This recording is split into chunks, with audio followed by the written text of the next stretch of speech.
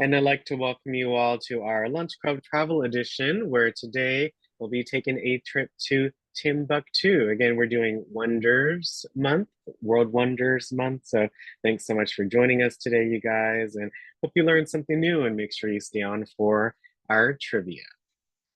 Today, we'll be learning more about where is Timbuktu. So, of course, flights, any travel tips, and more. We'll be taking a look at Timbuktu then and now, so history, some legends and legacies and current events. And of course, we'll be having our trivia at the end, where one of you will win a prize, or two of you actually today will win a prize. All right. So, first up, where is Timbuktu? And if you can see the image right here on the left-hand side, it is in Mali. So we actually have not learned about Mali yet or talked about Mali together yet. Has anyone been to Mali before? Any folks in the call have been to Mali before? I've never been. So I look forward to learning more. All right, so it looks like all of us are going to be learning something new today. So first up, flights to Timbuktu from DC. So how do you actually get there? So again, this is a Google flight, so it's a simple search to be able to see what options are available. So literally from DC to Timbuktu, where and what are the best trips? And of course, you can change it based on the day, of when you want to go. So it's really good to look at the different prices available. So these 780 and 790 are really, really good compared to some other flights that I saw for, as you can see, 1,000 or even 2,000. This one, oh my goodness, 8,000. Can you believe it, right? But it's a very, very quick trip, 16 hours versus the 37, 21, 20s, 30s right here. But for just 780, oops, let me go back. Just for $780 round trip, you could take this flight. If I hit the arrow right here on the right-hand side, I can see on the layover. So there's a 13-hour layover in Istanbul. I think we mentioned that last week, and Lou was really excited for that. You can do a ton in Istanbul, and it's just another flight. So from Dulles International Airport to Istanbul, take this 13-hour layover, and then it takes about 7 hours travel time to get to Modibo Kita International Airport. Okay, similar flight with here, 790 round trip, Dulles to Istanbul, 5 hour layover this time. So it just depends if you want to stay longer or not at this particular spot. And then again, it's a 7 hour travel time to Modibo Kita International Airport. So yep, so these are some of the flights. And you can check out any flights from anywhere to anywhere. And it's a very cool feature to take advantage of. Okay, so those are some flights there. And we're going to travel from DC to Timbuktu. So, of course, we're going to start off where we usually do at Department of Aging. And, I could go ahead and show you guys the list and travel there. But I'm going to utilize this search feature right here and be able to just type in Timbuktu, Mali. And it takes me straight there to Timbuktu. So if I zoom out a bit and see where we went, take a look at that. Here's Mali. So it's next to Mauritania, Burkina Faso, not too far from Ghana. Here's Algeria, of course, right here on the right-hand side. Niger's right there, Nigeria. Isn't that amazing? And look, what kind of terrain is it, you guys, that you see on this map? What kind of terrain is it? You see this green Look, terrain right here. Go ahead. look like mountains. Okay, yeah, it looks like something different, right? So if you Mhm. see at the map, you can see this is more green, and then this is more orange color. So Okay. it may look like mountains. So Des- if you go into the street view, they're Desert. actually deserts, right? Yeah. So if you see the color of the land, you can automatically kind of tell what it is with this with maps. So it's a very cool feature. So if I go to all of Africa, again, we know about the desert up here, and we know about the more greener area down here. So it's a great way to see just the difference in landscape. So we went from all the way to DC, over here to Mali. Okay, and Timbuktu, if I zoom in, here is Timbuktu. So we'll be talking about quite a few things that you see, especially this mosque right here. The Dijin Raver Mosque, very, very iconic here in Timbuktu. And let's do a street view. Maybe right here. If I can, let's go right here. And these are some of the streets. So here's the actual mosque right here. Wow, isn't that amazing, you guys? Just to be able to go into Street View and just see what's going on in the area. So let me go here. This is back out to the streets, hopefully. But look at this, look at these markings.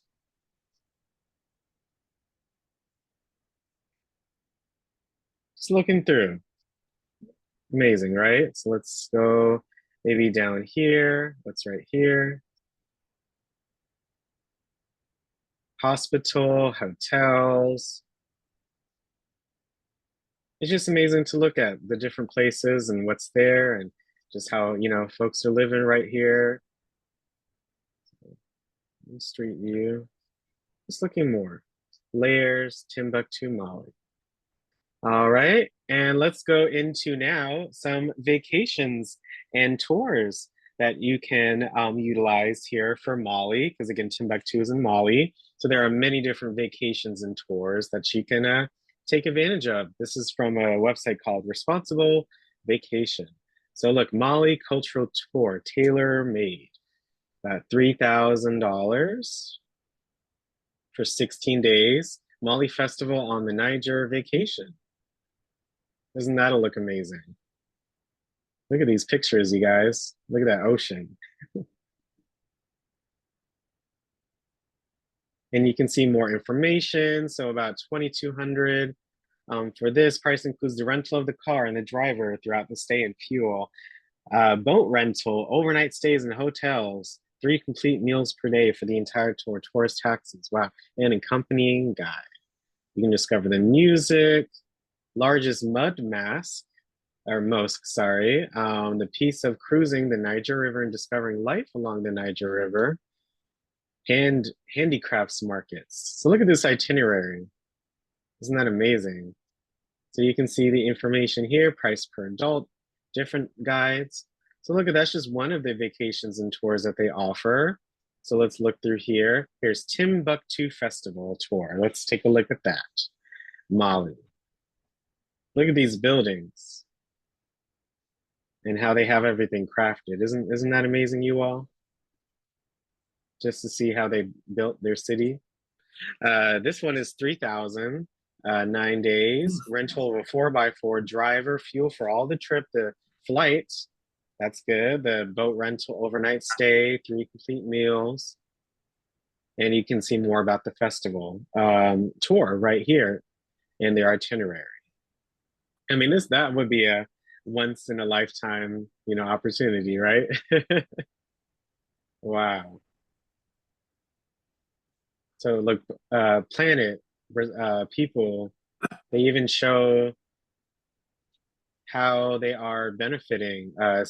Key tourist destinations spread throughout and maximize ride sharing through travel using boats and other low carbon types of transport. So it's supporting the community and keeping our environment in mind. So I like how this website has it set up. All right. So again, these are some different vacations and tours you can take advantage of if you would like. Moving on to then and now. So we're going to learn a little bit about Mali, about Timbuktu, some history, some current events. So again, I hope you all learn something new and enjoy these different videos. So first up, one of our favorite creators, super quick history of Mali. I hope you enjoy and learn something new. Hello everyone and welcome to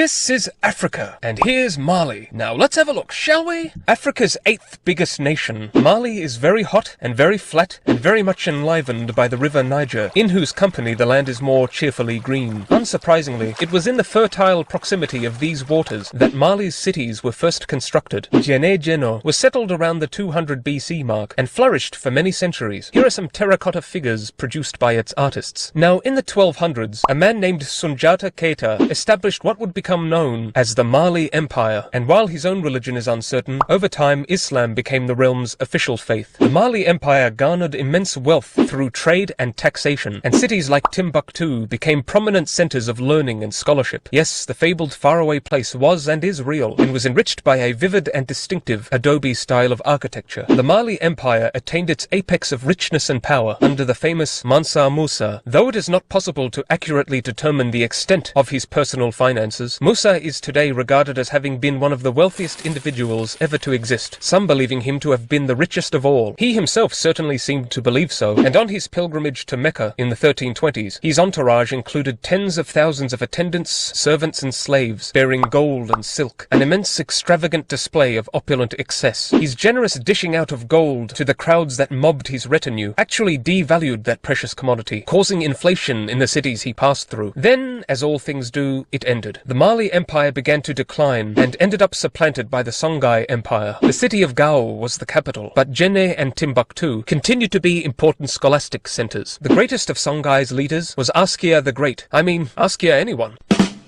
Then bickering and political infighting nibbled and gnawed away its stability, and it too declined, and in 1591 it ended up conquered by the invading Moroccans. Unhappy years followed, and we find Mali in the 19th century ridden with rival states declaring jihads, religious wars, against each other. Then the French arrived and took over, and added it to their enormous colonial possessions in Africa. In these years, Mali was known as French Sudan, and Bamako became the capital, which it still is. Naturally, there was native resentment at foreign rule, but one good thing France did was end slavery in the region. Anyway, Mali gained its independence in 1960. The first president was overthrown in a coup after failing to improve the economy. Moussa Traoré led the nation for over 20 years, but again was unsuccessful in fixing things, and in 1991 he himself was toppled in a coup. In 2012 there was another coup, then there was another coup, then there was another coup. Any more coups and the nation will sound like a giant pigeon. But seriously, none of this has been helping Mali, which has long been riddled with violence and poverty. Ironic for a land with gold as its main export. Mali today has a low level of human development, and it's clear that a lot of work and patience will be needed to get things going better, and we hope they do get better. And so good luck to Mali, but as for me, it's bye for now. Bye-bye!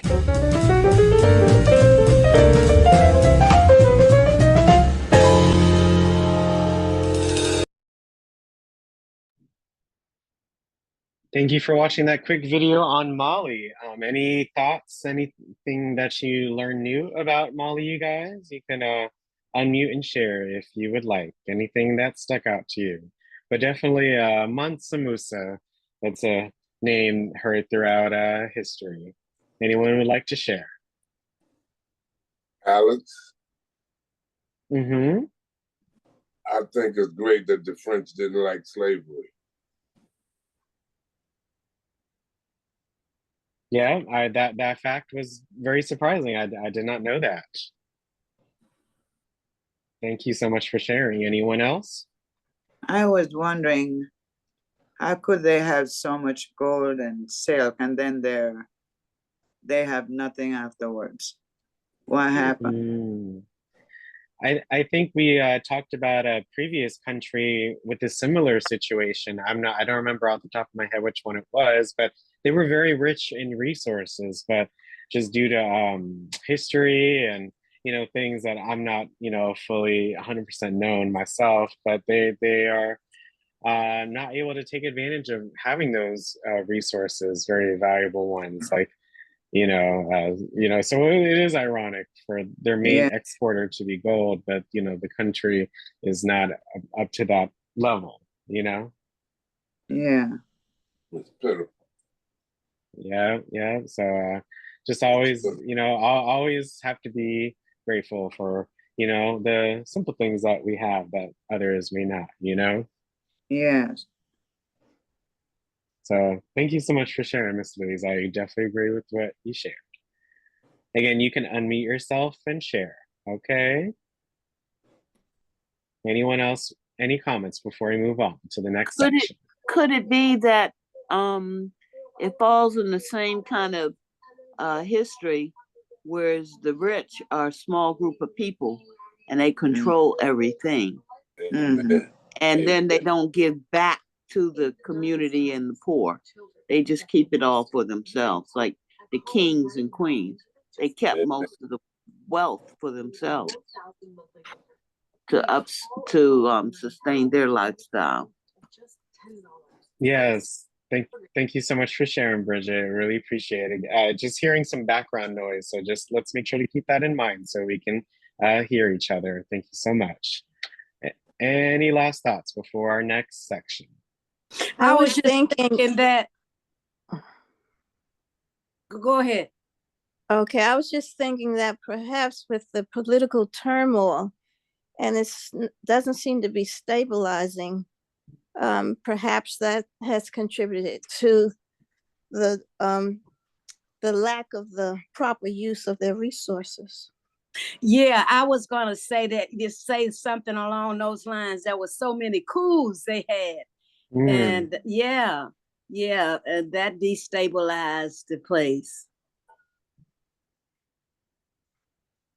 thank you all so much for sharing. We really appreciate it.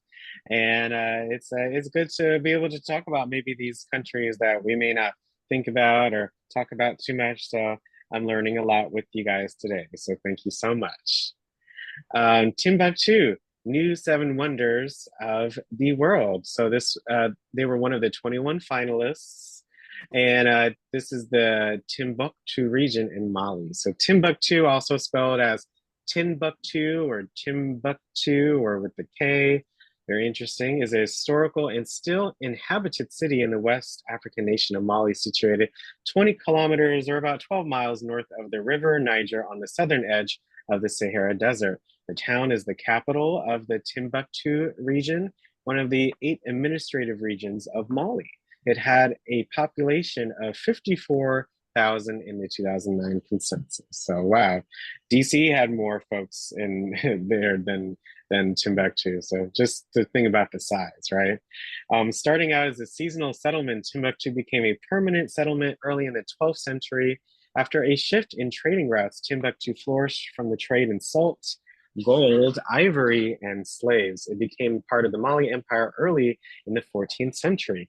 In the first half of the 15th century, the Tuareg tribes took control of the city for a short period until the expanding Songhai Empire absorbed the city in 1468. A Moroccan army defeated the Songhai in 1591 and made Timbuktu, rather than Gao, their capital. And just learning a lot, right? The invaders established a new ruling class, the Arma, I think arms, I think that term is used by others as well, who after 1612 became virtually independent of Morocco. However, the golden age of the city was over, during which it was a major learning and cultural center of the Mali Empire and entered a long period of decline. Different tribes governed until the French took over in 1893, a situation that lasted until it became part of the current Republic of Mali in 1960. Presently, Timbuktu is impoverished and suffers from desertification. In its golden age, the town's numerous Islamic scholars and extensive trading network made possible an important book trade, together with the campuses of the Sankor Madrasa and Islamic University.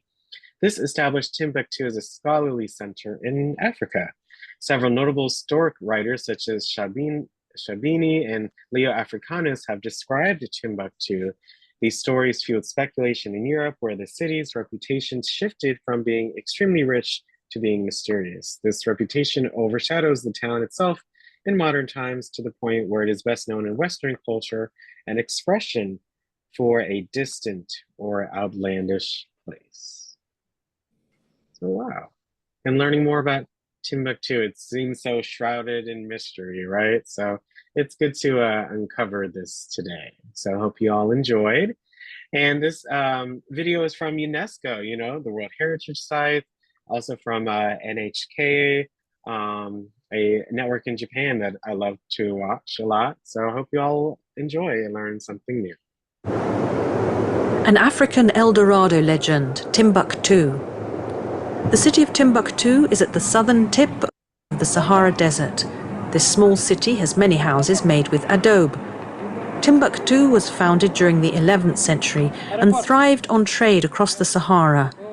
In the 16th century, an estimated 100,000 people lived in the city. Caravans still cross the desert and come to the city several times a year. The caravans often carry rock salt extracted from the northern Sahara.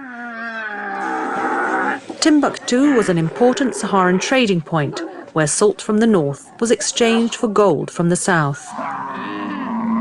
The Empire of Mali levied a trading tax on salt and gold, and that made it very rich. The empire prospered.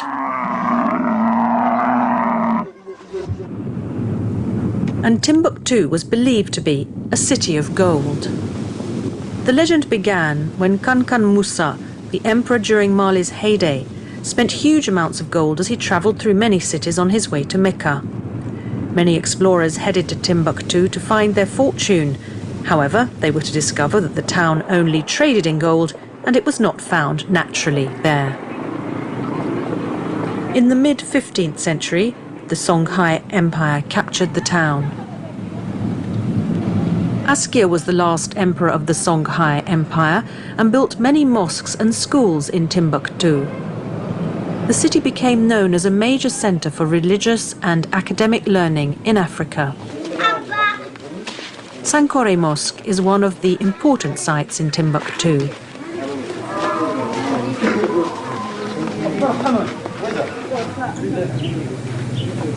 Next to the mosque is a university. A local historian looks after a collection of more than 10,000 books from the Askia period. Askia was the first emperor who brought books to the empire. Some were written in the 10th century. They covered subjects ranging from mathematics to law, from history to astronomy. The Songhai Empire was destroyed by Morocco in the 16th century. However, Askia's descendants managed to keep these important books safe, sometimes having to hide them underground. Once a year, people gather at Sankore Mosque to celebrate Maulid, the birthday of Islam's prophet Muhammad.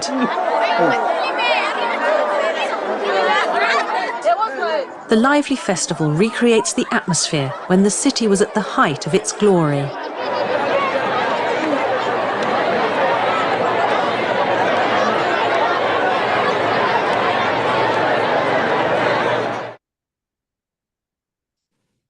Any thoughts on the video, you guys? Again, it Oh was my really interesting God. to see this video. Any thoughts on the video besides, well, the animal, it's just, wow. It was a very interesting video. Any thoughts? It's amazing that they kept those books. I guess it's written in their language. And some of the leaves look like they're about to fall apart, but they try to keep them safe. Yeah. Any other thoughts on the video? It was interesting to find out that Timbuktu didn't actually mine gold. They were just traders in gold. Mm-hmm. And it seems that the trading routes changed, and the things that they used for commerce either changed or declined, which kind of led to along with being conquered continually, kind of led to its decline. Mm-hmm. I agree. I Yes. was thinking the same thing about only trading in gold. Since they were so rich in gold, exactly how did they accumulate all of it?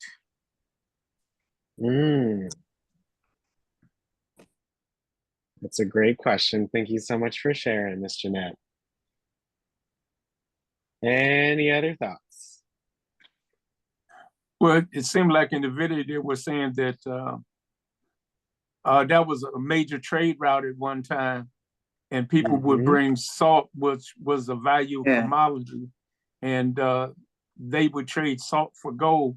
But I guess as that declined, so their wealth declined too. Mm.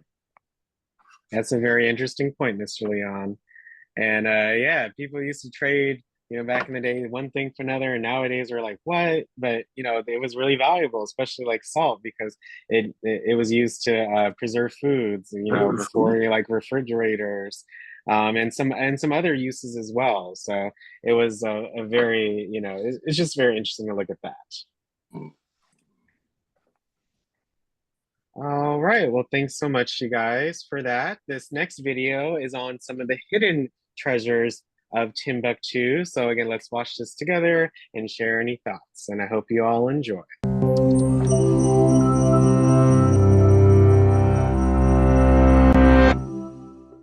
On the edge of the vast Sahara Desert, citizens snuck out of the city of Timbuktu and took to the wilderness. They buried chests in the desert sand, hid them in caves, and sealed them in secret rooms. Inside these chests was a treasure more valuable than gold, the city's ancient books. Founded around 1100 CE, in what is now Mali, the city of Timbuktu started out as an unremarkable trading post. But its unique location soon changed that. Timbuktu marked the intersection of two essential trade routes, where caravans bringing salt across the Sahara met with traders bringing gold from the African interior. By the late 1300s, these trade routes made Timbuktu rich, and the city's rulers, the kings of the Mali Empire, built monuments and academies that drew scholars from Egypt, Spain, and Morocco. The city's prime location also made it a target for warlords and conquerors. As the Mali Empire declined, one of its domains, Songhai, began to gain power. In 1468, the Songhai king conquered Timbuktu, burning buildings and murdering scholars. But in time, intellectual life in the city flourished again. The reign of the second king of the Songhai Empire, Askia Mohammed Touré, marked the beginning of a golden age in Timbuktu. He reversed his predecessors' regressive policies and encouraged learning. The Songhai rulers and most of Timbuktu's population were Muslim, and the scholars of Timbuktu studied Islam alongside secular topics like mathematics and philosophy. In the libraries of Timbuktu, tracts of Greek philosophy stood alongside the writings of local historians, scientists, and poets. The city's most prominent scholar, Ahmed Baba, challenged prevailing opinions on subjects ranging from smoking to slavery. Gold and salt trade had funded the city's transformation into a center of learning. Now, the product of that intellectual culture became the most sought-after commodity. With paper from faraway Venice and vibrant ink from local plants and minerals, the scribes of Timbuktu produced texts in both Arabic and local languages. Written in calligraphy and decorated with intricate geometric designs, the books of Timbuktu were in demand among the wealthiest members of society. In 1591, the Golden Age came to an abrupt end when the Moroccan king captured Timbuktu. Moroccan forces imprisoned Ahmed Baba and other prominent scholars and confiscated their libraries. In the centuries that followed, the city weathered a succession of conquests. In the mid-1800s, Sufi jihadists occupied Timbuktu and destroyed many non-religious manuscripts. In 1894, French colonial forces seized control of the city, stealing even more manuscripts and sending them to Europe. French became the official language taught in schools, and new generations in Timbuktu couldn't read the Arabic manuscripts that remained. Through it all, the literary tradition of Timbuktu didn't die. It went underground. Some families built secret libraries in their homes or buried the books in their gardens. Others stashed them in abandoned caves or holes in the desert. The priceless manuscripts of Timbuktu dispersed to villages throughout the surrounding area, where regular citizens guarded them for hundreds of years. As desertification and war impoverished the region, families held on to the ancient books, even as they faced desperate poverty and near starvation. Even today, the struggle to protect the books continues. From the 1980s to the early 2000s, Timbuktu scholar Abdelkader Haidara painstakingly retrieved hidden manuscripts from all over northern Mali and brought them back to Timbuktu. But in 2012, civil war in Mali once again threatened the manuscripts, most of which were evacuated to nearby Bamako. Their future remains uncertain as they face both human and environmental threats.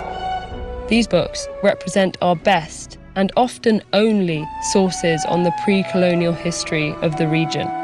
Many of them have never been read by modern scholars, and still more remain lost or hidden in the desert. At stake in the efforts to protect them is the history they contain, and the efforts of countless generations to protect that history from being lost. Journey across the Sahara to visit one of history's greatest libraries. At its peak, it housed hundreds of thousands of scrolls, books, and manuscripts. It thrived for over 300 years, but then it vanished. What happened? Find out with this video.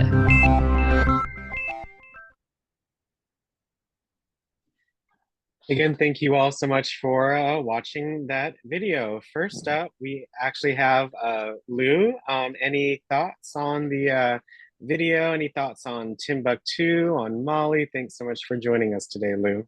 I am so excited about this, folks, and thank you all for joining the call. Sorry, I'm actually at Martha's table here on Ward 8, meeting Yes. with a number of senior service providers. Just a quick update on our meeting, which was really, really good. We're talking about possibly all the senior service providers joining together to create some kind of a portal where we can consolidate what everybody's doing and be able to reach out to seniors. So when our people call you, we won't just be talking about the iPad program. We'll be talking about all the services that are available in your local area and to you. So stay tuned as this initiative progresses. Anyway, about Timbuktu, Alex, you created this presentation. I had no idea that Timbuktu was like this. That's incredible. This is like the Library of Alexandria for the West, for the Western world, for the Roman world. I mean, I didn't know about these books. I didn't know any of this stuff. I am glued to the screen like a bug to a windshield. Thank you so much for sharing, Lou. Really appreciate it. Any other thoughts on the video that we had just watched or the mini history of Timbuktu so far?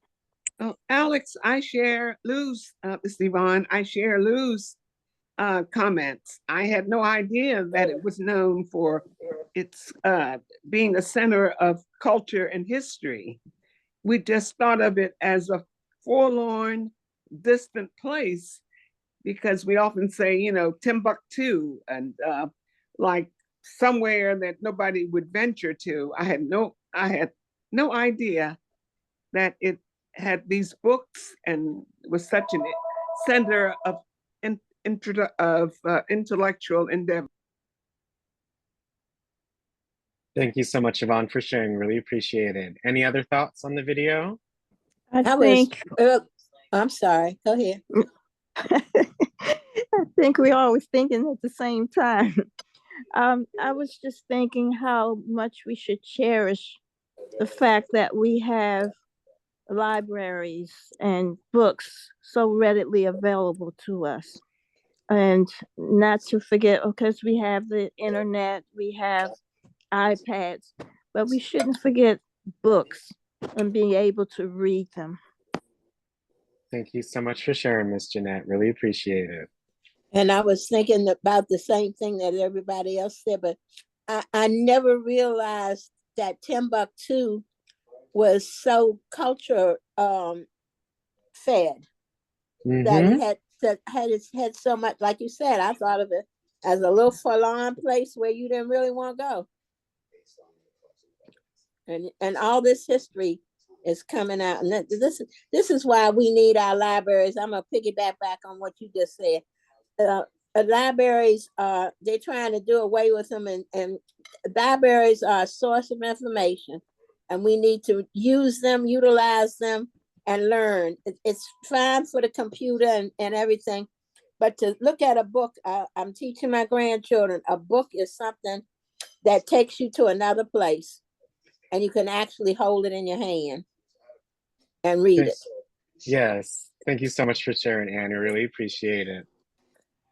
Thank you. Thank you all. Our next video is going to be a little bit more about those manuscripts that we just talked about and saw in the video. So let's dive into the epic story of Africa's greatest written legacy. I hope you enjoy and learn something new. Do you know Timbuktu? Surely you've heard the phrase, from here to Timbuktu. This spectacular city on the southern edge of the Sahara has a legacy of being hard to reach. Maybe you know that Timbuktu holds incredible cultural treasures.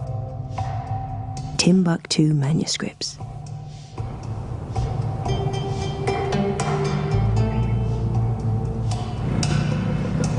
If you were to walk through Timbuktu today, you'd find mud brick houses lining quiet sandy streets.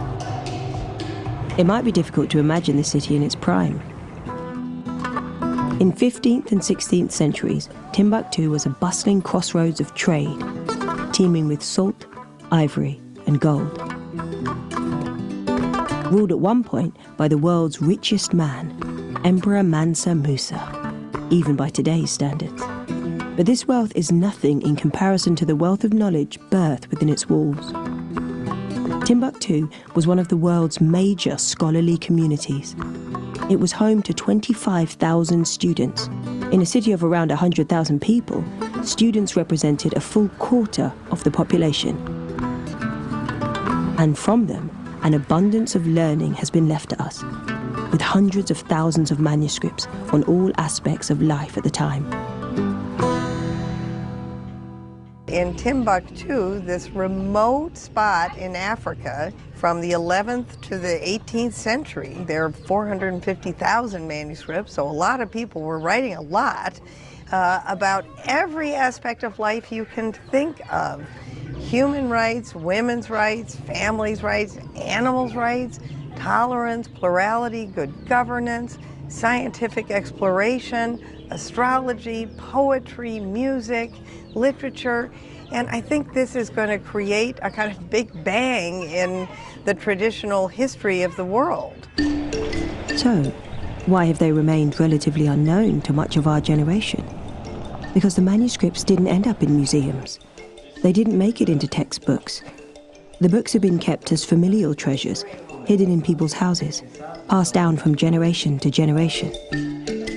They're written in an ancient form of Arabic, illegible to most.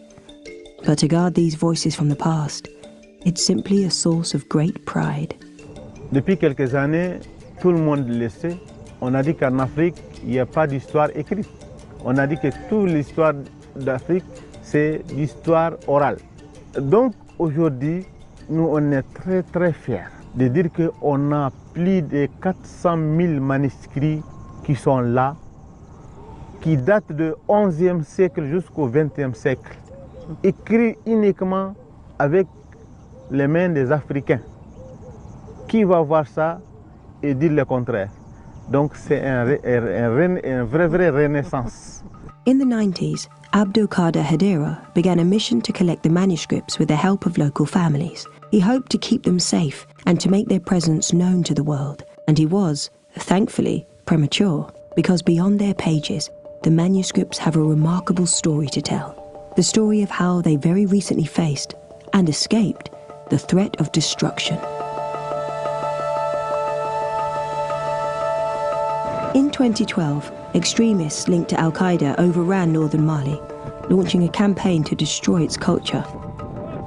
They tore down historical and religious buildings and damaged UNESCO World Heritage Sites, and they burned ancient manuscripts.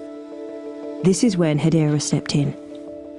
Together with members of the community, he began a dangerous operation to sneak the remaining manuscripts out of Timbuktu. They put their lives at risk to ensure these books survived. Mais dans l'ensemble des régions de Tombouctou qu'on a fait sortir les manuscrits. On les amène parfois au fleuve pour les mettre dans le pirogue, dans les petits bateaux pour les amener jusqu'à vers Djenné. À partir de là-bas, on les met dans d'autres véhicules pour les amener à Bamako. Et voilà comment on a pu sauver En ce que moi, je pense à 95% des manuscrits des régions de Tombouctou. One of the world's greatest legacies, saved by a team of motivated historians. Referred to by some as the Badass League of Librarians. But there's much more to be done. Now the manuscripts are up against a different threat. Time. The manuscripts are hundreds of years old. They're at risk of falling apart. Today's work is to preserve the books and then, finally, to share them with the world. Savama is a community effort to preserve and transcribe and catalogue each delicate page. After this meticulous process, the manuscripts are sent to be digitized, page by page. De travail, la numérisation, qui constitue acquérir des images numériques de ce trésor pour des fins de conservation et pour aussi des fins d'exploitation. Mais la différence entre ce studio et les autres studios, c'est que c'est un studio qui donne vraiment une image de très haute qualité. La qualité, on pourrait dire que c'est 10 fois plus meilleur que ce que nous avons vu de l'autre côté. Donc c'est pourquoi nous choisissons des manuscrits aussi rares, des manuscrits de haute portée, voilà, pour pouvoir les numériser avec ces studios, voilà, avec qui nous travaillons avec l'aide de l'Institut culturel de Google, où nous avons acquis vraiment ces studios. Voilà, c'est la dernière acquisition faite par la Savama DCI. Et comme vous le voyez, c'est le même processus, mais c'est la qualité des images qui fait la différence un peu. Together with Google Arts and Culture, Savama has made a great effort to employ and train people from all walks of life. Hundreds of women and youth are involved in the process of preservation and digitization. It's an invaluable opportunity, an education that is both technical and cultural, benefit that is both personal and communal. Ça a été une grande expérience pour moi. J'avais entendu parler des manuscrits, je les avais vus à distance, mais le fait de les manipuler à longueur de journée, je pense pouvoir dire que je fais partie des chanceux. C'est un privilège pour moi. Déjà, ça montre qu'il y avait des savants au Mali qui ont écrit ces manuscrits peut-être il y a 200 ans, 500 ans, et je pense que c'est une expérience unique de travailler dans ce domaine. Et donc, il serait important pour nous autres jeunes et pour nos petites sœurs et pour nos enfants qui vont venir de comprendre leur passé. Parce que dans l'apprentissage du passé, le futur pourra se construire. This is the heart of their cause, educating the youth, the next generation. I'm a cultural heritage activist, so I use the cultural heritage of Timbuktu as a catalyst for lasting peace and transforming violent extremism. I do a lot of work with youth leaders in order to engage youth, to make research about the cultural heritage of Timbuktu, to bring the grassroots communities together. Sending back the youth to read and understand the content of manuscripts will help them know how Islam, native of Timbuktu practice, is based on religious tolerance and the acceptance of other religions. We are the generation of digital age. So today, if the ancient manuscripts of Timbuktu get digitalized, the new generation of Timbuktu, with the help of Google institution, will get more access and also understand the content of the manuscript.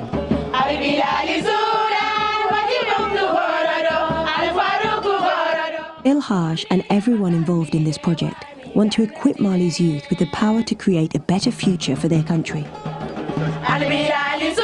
To build the future of Mali upon its past, on knowledge, tolerance, art and music.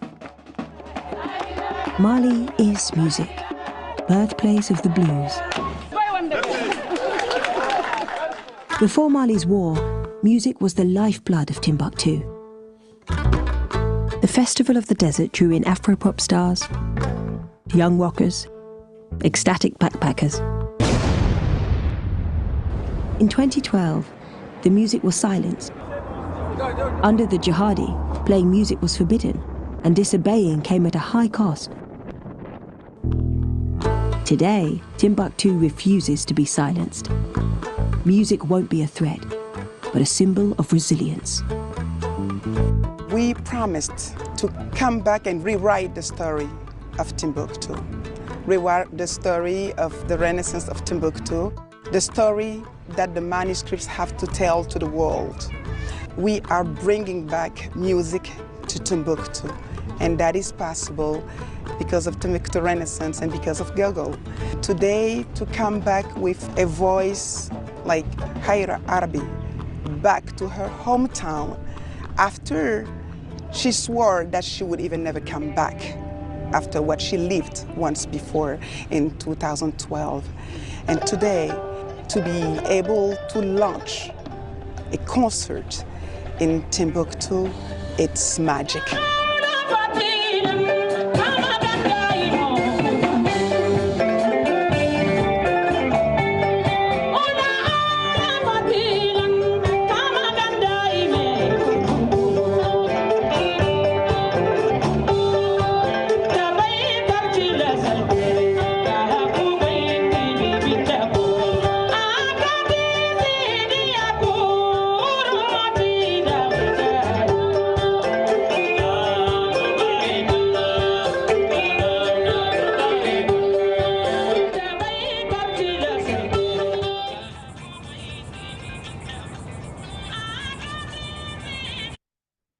Again, thank you guys for watching this, I think, amazing video. Lou, any thoughts before we hear from our seniors real quick? We have just 1 or 2 videos left. Any quick thoughts? Yeah, I was so intrigued by that I did some side research and said, where are these digital things that they've taken? Well, it turns out there's something called the World Digital Library, WDL. It's hosted by the United Nations and by the Library of Congress. And I'm looking at these actual books right now on my screen. They've got a number of these digitized texts where you can look at them page by page. And I would encourage any seniors who want to look into this more. Of course, you can't understand it, but you can see the pages close up, high resolution digitization. World Digital Library. Thanks. Thank you so much, Lou. Any quick thoughts before we look at Timbuktu now? I know some of the videos have mentioned it, but let's look to see what's happening in the past year or two. All right, Mr. Leon, we'll hear from you and then move on. No, I was earlier when they were showing the manuscripts, and my concern was, and I was hoping that they were finding a way to save that information. And it was sad to see there was so much, because of the turmoil in the area, there was a destruction of literature, education material. That didn't make sense. I really would like to know why they would do that, but they did it. So the same reason they did it here or in other places in the world, you know, knowledge is power. So, you know, I think that kind of answers it. Where with knowledge you can succeed and triumph. So I think just think on that and try to look that up as well and see what you see. And I found it interesting, Alex, they said Mali is the birthplace of the blues. And also there was a quote, and it said, in learning of the past, we create the future. And I think about how we are trying to, erase history in our country. And while around the world, people are understanding the importance of preserving history. I'm sorry, my phone is ringing, so I'm going to mute myself. It's okay. Thank you so much for sharing, Yvonne. Really appreciate it. All right, with these last few minutes that we have together, we'll watch these 2 videos. Again, Timbuktu kind of now in the past year or so. So I hope you all enjoy and learn something new. My name is Ibrahim Handan. I'm a slam artist and poet. My stage name is I Be the Poet. We're in Timbuktu, where I was born and grew up. Come, I invite you to discover Timbuktu, the mysterious city. Timbuktu is one of Africa's oldest cities and has a legendary place in the imagination of travelers worldwide.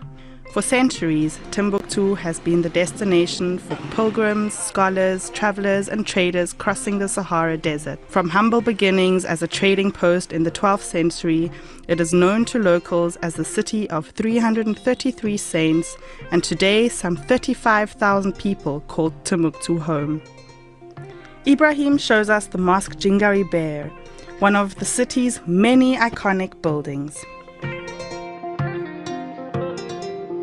Here we are at the Great Jingare Bear Mosque. It's an important symbol of Islam built between 1325 and 1337 by Kanku Musa on his return from his pilgrimage to Mecca. He came back with a great architect who he paid in gold. Every year we come here to plaster the place to prevent degradation. And we have done this for generations. It's for conserving our heritage.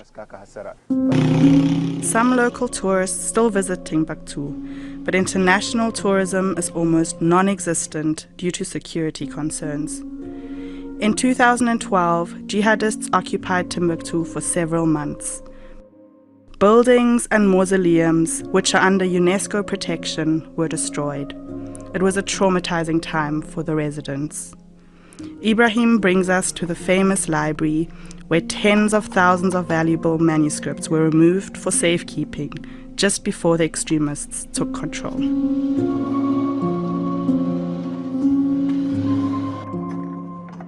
We call this door Al-Galum Gambu. It's found only in Timbuktu and came from Yemen. Each part of this decoration has a meaning. This is the work of a family manuscript library, which is unfortunately empty because during the crisis of 2012 to 2013, all manuscripts were secretly taken to Bamako to protect them. Next, we wander to arguably Timbuktu's most famous landmark, a holy grail for Islamic scholars over the centuries. Here we are at the Sankore Mosque, the first university in Africa south of the Sahara. There used to be 25,000 students from all over the world here. It's classified as a World Cultural Heritage Site by UNESCO. This is where we celebrate the birth of the Prophet Muhammad. After escaping the oppressive midday heat, the locals resurface in the evening. And today there's a big event. For the first time since the 2012 crisis, a camel race is taking place in Timbuktu. It's not just a competition. The race is a symbol of building social cohesion between the communities around Timbuktu. The cool evening breeze brings a party atmosphere to the annual fixture of Timbuktu, the Live Together Festival. Here, in the shadow of the city's Flame of Peace monument, Tuareg and Songhai people meet to dance and perform music in a cultural exchange. But of course, the party gets really going as the night falls, where Malian artists gather to show off the country's famous music talent, from desert blues to slam poetry performed by Ibrahim Handane. Now we are at the Live Together Festival. It's a party that brings together the festival goers of Mali for peace and social cohesion.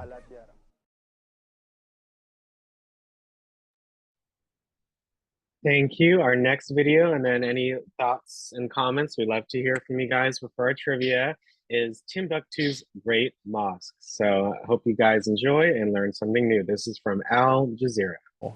Excitement on the streets of Timbuktu. The city's people have come to get their hands dirty. They're all here to help replaster this, one of the three great mosques in the ancient town, considered the gateway to the Sahara Desert. The plastering of the mosque is an annual tradition here in Timbuktu. It's a big festival. Everyone takes part, old and young alike. That's what has enabled the mosque to survive to the present day. It's thanks to the work we do every year. There's an almost carnival-type atmosphere in the air. Everyone has a role to play. Craftsmen prepare the mud. Baobab powder is added to the mixture. The consistency has to be just right. Aisha Hadare explains that the festival isn't only about replastering one of Timbuktu's World Heritage sites. It strengthens social cohesion and cultural mixing. Here, there is no race, there is no ethnicity, there is no religion. We've come to celebrate, we've come to dress up the mosque and to give a positive vision of the city of Timbuktu. For some, the annual festival is a welcome escape from a difficult life in a troubled region of the world. It's a time when once a year people really come together to smear themselves with mud and have fun. It shows our joie de vivre and our resilience despite all the difficulties we face all day long. While this annual restoration is a festival of fun, prayer guides the hands that do the work. Praying over the mixture that will help the building battle the harsh elements for another year. This mosque has stood for 700 years, and one handful of plaster at a time, these masons say they will make sure it stands for another 700, if not more. Mike Lappel, Al Jazeera.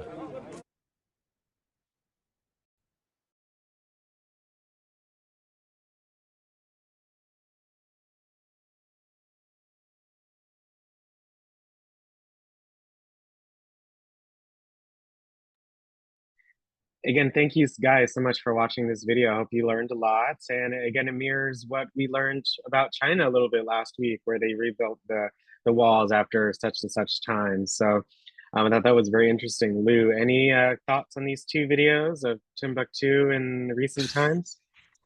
Well, I love the idea of a community project like that. I bet it really builds cohesion. Maybe we should get something like that going here in DC. Hey, how about the new RFK Stadium? Let's all build it together. Wow, yeah, I heard that in the news. Thank you so much, Lou. That's a good idea. Any other last quick thoughts for these two videos right here in Timbuktu in recent times?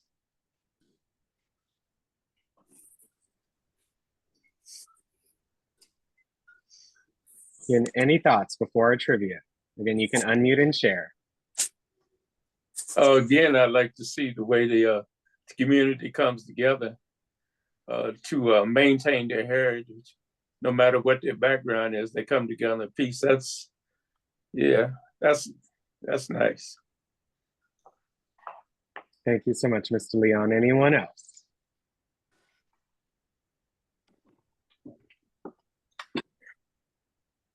All right. Well, thank you guys so much for coming on our session today. Of course, we have our trivia to end. So two of you will be winning a prize today, a holiday ornament for next holiday season. So we'd love for you all to participate and again, even learn even more about Timbuktu. In order to participate, we have 5 multiple choice questions and I'll take 3 answers for each question. You must raise your hand in Zoom. You can do that, again, by hitting more at the top right. If your toolbar is at the top, you can hit more and then raise hand. If your toolbar is at the bottom of the screen, you must find reactions and then tap on raise hand. So can I get everyone in Zoom to please raise their hand?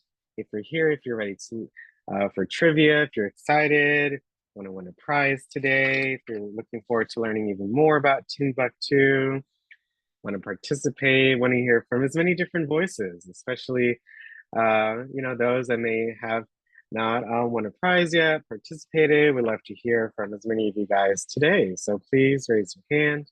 Thank you so much. And once you're called on, don't forget to hit lower at the bottom. So let's all hit lower or lower hand. Okay. And don't forget to mute yourself afterwards, just so everyone is able to hear. So if you want to raise your hand, if your toolbar is at the top, you hit more, then raise hand. If your toolbar is at the bottom, you tap on reactions and then tap on raise hand, okay? Awesome, so give me 1 second. We are going to do odd numbered questions this time. So again, thanks so much. So we're going to start as soon as I share my screen. 1 second. All right, you guys, ready for some trivia? Let's go. So first up, what is the main trouble facing potential archaeological expeditions that study the ancient history of Timbuktu? Is it sand, swampland, terrorism, or extreme heat? Again, I'll take the first 3 hands for this question. What is the main trouble facing potential archaeological expeditions that study the ancient history of Timbuktu? All right, I have three hands. Thanks so much. Mr. Leon, what do you say for this one? I'm going to say terrorism. All right, thank you so much. Yvonne, what do you say? Terrorism. Okay, thank you. And Geraldine, what do you say? Terrorism. All right, so we have three for that one. We will select that one and come back to the answer at the end. Thank you so much, you guys. Did great. Don't forget to mute yourselves, okay? Awesome. Next up, number 3. All right. When the when the explorer and merchant Ibn Battuta visited Timbuktu in 1353, what did he say was the most remarkable thing about the city? Was it the hippos, the people, Sankor, madrasa, or the scenery? So again, Google is also your friend as well. Any takers for number 3? What was the most remarkable thing that Ibn Battuta said? Hippos, the people, Sankor, madrasa, or the scenery? Any takers?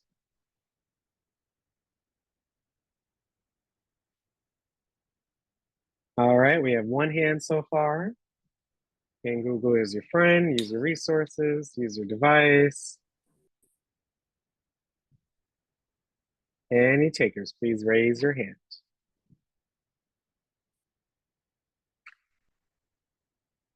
All right, we have 2. All right, 3. Thanks so much. Again, it's all for the taking, you guys. Even an educated guess is wonderful. So again, always taking the first 3 hands. Mr. Leon, again, thanks so much. What do you think? I said the people. Okay, thank you. And first 3 hands. Geraldine, what do you say? Say Sankora Madrasa. Okay, thank you, Geraldine. And Yvonne, what do you say? Sangora Madrasa. All right, we have 2 for that one. We'll select that and see who has it right in just a second. Thank you so much for participating, you guys. Number 5, which country defeated the Songhai at the Battle of Tondibi in 1591 and seized control of Timbuktu and all of Mali? Was it Spain, Egypt, Morocco, or Nigeria? Any takers? I think this was mentioned in a couple of the videos we watched today. So any takers for number 5? Which country defeated Songhai at Battle of Tondibi in 1591 and seized control of Timbuktu and all of Mali? All right, Yvonne, what do you say? Thanks so much. Say Morocco. All right, and then Gracie, yep, I see you Morocco. got it in. Uh-huh, all right. And Mr. Leon, I see you with that hand. Morocco. All right, good job. Thank you so much, you guys. Thank you. We'll select that, come back to it in just a minute. Good job. 2 more, you guys, 2 more. What was the purpose of the African Association that was formed in London on June 9th, 1788? Was it a rescue mission, to find cheap slaves for purchase, to find the lost gold of Timbuktu, or was it to find oil? Again, Google is your friend. Very interesting question. Any takers? We have 1 hand, 2. Okay, again, always new voices are always welcome. Okay, again, 2. We need 1 more hand, okay? 1 more hand. Anyone wants to take a gamble? All right, Geraldine, what do you say? I say to find the lost gold of Timbuktu. Okay, and what do you think?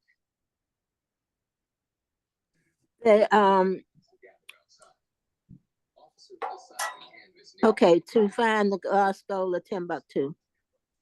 All right, thank you so much, Anne, appreciate it. And Brenda, Miss Brenda, what do you say? To find the lost gold of Timbuktu. All righty, now we're all on consensus on that one. Let's see if it's right in just a second. Again, good job, you guys. And this is our last question. So Good luck to all. During the scramble for Africa, which European country gained control of Mali and thus Timbuktu? And here's a little hint. So here's a hint for you guys. Wanted to try that feature out. So it's basically between Germany and France. So I'll take the first three. Okay. All right, Gracie, what do you think? France. All right. Let's see. Miss Geraldine, what do you think? France. All right.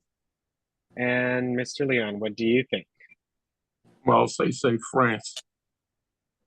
All righty now. Thank you guys so much for participating. I love all the different hands and the participation today.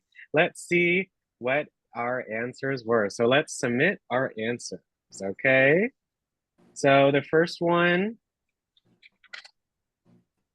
was sand. The correct answer was sand. Wow. So everyone answered terrorism, but the actual answer is sand. The original foundations in Timbuktu have been very understand for centuries, if not millennia. Much of Timbuktu is threatened by desertification. Yeah. So going through, wow, it was sand. So overall, terrorism played a very big part in more, I guess, recent times, but based on that definition.